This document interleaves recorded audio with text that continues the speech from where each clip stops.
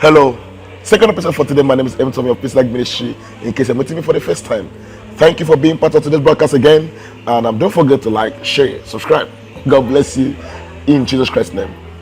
You see, today it has become a norm and a normal thing that as a Christian, if you want to have a car, you sow a car. As you take a car to the church. If you want to get a house, you sow a house. Or you must sow a very dangerous seed, like a very huge amount of money. I've seen people borrowing money to give to the church because they want their business to flourish. I've seen people borrow money to give to the church because they want to have children. I've seen people borrow money to give to the church because they want to build houses and prosper. That simply makes you a gambler and makes God a gambler. If you do that, that is, you are assuming that God is a gambler, but God is not a gambler. Listen and listen good. Whatever God gives to you is by grace. He says, I will be gracious to whoever I want to be gracious unto, and be merciful to whoever I want to be merciful unto. You can't compel God and force him to do anything he doesn't want to do, and that is not according to his will. If you say that when you give God money, he will give you a house, then everybody will be so rich. And that means it's only the rich that will have everything because they have the money to give. What about the poor? The poor won't even live. Sometimes they tell you for the new month, the covenant of the new month, for you to prosper and live, you don't die this month, bring a seed. How about the poor that doesn't have money for the seed? It means they will die. It means they won't survive.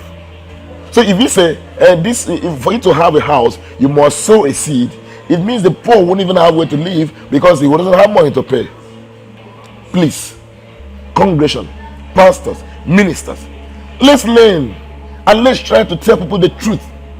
That everything we get from God is by his grace. Nothing but by his grace. Anyone that's wealthy today is by the grace of God. Anyone that's rich today is by the grace of God. Anyone that's doing well today is by the grace of God. We can't give to God. I mean, you can't give to God for anything he has done for you. Is it life? Is it good health? Is it protection? You can't. It's only God that gives to us, and he gives to us out of mercy, out of love, and out of grace. Don't let people think that they buy God's love. Someone will now go to church and someone will go to God in prayer and say, remember how I built a house for you. Remember how I did this for you. The money you got to build that house came from God. Whatever you have today came from God. You came to this world without anything. Learn to rely and depend on his grace, and show him a heart of gratitude whenever you're giving. That's the only way you can give in humility. When you go to God and say, Father, thank you for blessing me. Out of so much, I've brought this little. That should be your prayer.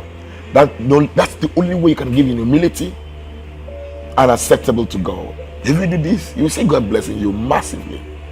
God bless you in Jesus Christ's name. Have a fruitful week ahead of you.